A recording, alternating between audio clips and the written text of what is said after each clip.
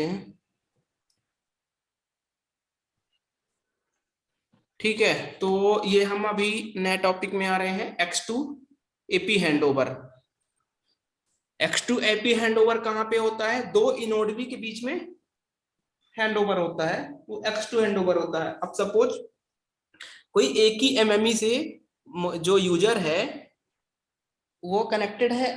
Suppose आप किसी city पे हो, लाइक आप रीवा सिटी में हो, रीवा में हो तो आपको आप एक ही इनोड बी का कवर एमएमई का है वहां पे, और इनोड बी दो तीन है, दो चार है, 10 20 है, तो एक इनोड बी से दूसरे इनोड बी की तरफ मूव कर रहे हो आप, तो वहां पे आपका X2 हैंडओवर होगा। ठीक है। और यदि रीवा से आप मान लो, सपोज रीवा से नागपुर जा रहे हो, तो बीच में सपोज आफ्टर जबलपुर दूसरा एमएमई यदि लगने लगा, तो वहां पे क्या होगा? एमएमई चेंज होगा, तो वहां पे दो एमएमई हो जाएंगे और इनोड भी चेंज ही होगा, तो वो S1 एपी हैंडओवर होता है।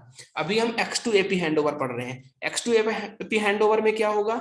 X2 एपी हैंडओवर में सबसे पहले इनोड बी क्या करेगा? मेजरमेंट कंट्रोल भेजेगा, आरआरसी कनेक्शन रिकॉन्फ़िगरेशन भेजेगा। कौन? इनोड बी यूई को। तो उसमें क्या पूछेगा वो? मेजरमेंट कंट्रोल की, मेजरमेंट कंट्रोल करके हमको दो, तुम्हारी कंडीशन क्या है। ये हमने इवेंट्स पढ़ा रखा है कि मेजरमेंट कंट्रोल कैसे होता है, मेजरमेंट कंट्रोल में क्या इंफॉर्मेशन आती है, मेजरमेंट रिपोर्ट में क्या इंफॉर्मेशन देता है वो। तो ये मेजरमेंट रिपोर्ट देगा, अपना मेजरमेंट करके देगा कि भाई हमारी this is the my current condition of the network. ये कंट्रोल भेजा कि भाई तुम बताओ तुम्हारी क्या है कंडीशन, क्या है नेटवर्क की आरआरसी कनेक्शन रिकॉन्फ़िगरेशन में। और उसको रिकॉन्फ़िगरेशन में कुछ इन्फॉर्मेशन भी आती है, मैंने बताया था आरआरसी कनेक्शन रिकॉन्फ़िगरेशन में कौन कौन सी इन्फॉर्मेशन आती है, वो देख लेना एक बार। और उसके बाद आरआरसी कनेक्शन रिकॉन्फ़िगरेशन कंप्लीट करके भेजेगा, ये अपना मेजरमेंट रिपोर्ट भेज देगा। उसके बाद जब इनोड बी को मिल गया कि इसकी कंडीशन नेटवर्क की ये है, तो ये क्या करेगा? हैंडओवर रिक्वेस्ट भेज देगा दूसरे इनोड बी को, और दूसरा इनोड बी क्या भर देगा? हैंडओवर एक रिक्वेस्ट एक्नॉलेजमेंट भेज देगा। अब सोर्स इनोड बी क्या करेगा? सोर्स इनोड बी अपना आरआरसी कनेक्शन रिकॉन्फ़िगरेशन अगेन भेज देगा यूई को। कौन सा आरआरसी कनेक्शन रिकॉन्फ़िगरेशन? इसमें मोबिलिटी कंट्रोल इंफॉर्मेशन रहेगी। ठीक है। उसके बाद इसको इन्फॉर्म भेज दिया, उसके बाद में एसएन ट्रांसफर स्टेटस ये भेजेगा। ये क्या होता है मैं आपको लेमन लैंग्वेज में समझा देता हूं। एसएन ट्रांसफर स्टेटस क्या होता है? लाइक आप किसी इनोड बी से पर्टिकुलर कनेक्टेड हो, अब आप कोई डेटा डाउनलोड कर रहे हो, 4 GB आपने डाउनलोड कर लिया, आपका कितना बचा हुआ है, कितना डाउनलोड करना चाह रहे हो, कितना रिमेनिंग है, वो उसकी कंडीशन भेजता है एसएन स्टेटस ट्रांसफर में। ये लेमन लैंग्वेज में अपना याद रखो, ये बहुत है, बाकी ये डीप में है, बट उतना डीप में पढ़ने की जरूरत नहीं है आपको। अपना याद ना इतना याद रखो कि वो करंट में वो जितना डेटा डाउनलोड कर रखा उसकी वो करंट की एक तरह से स्टेटस बताएगा। ऐसा नहीं ट्रांसफर स्टेटस है कि हमारा ये अभी चल रहा था। ठीक है, तो वो टारगेट इनोड को भेज देगा। फिर यूई क्या करेगा? रैच प्रीएम्बल करेगा। RACH preamble random access channel वो प्रीएम्बल भेजेगा।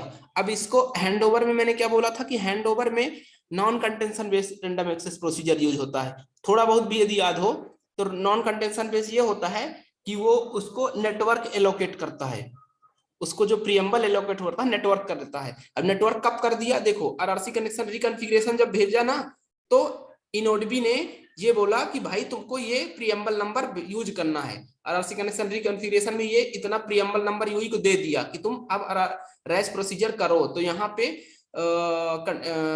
कॉलिजन्स होने की पॉसिबिलिटी नहीं है। अभी रैच प्रोसीजर कर लेगा टारगेट इनोड बी के साथ और रैच रिस्पॉन्स कर देगा यूई को।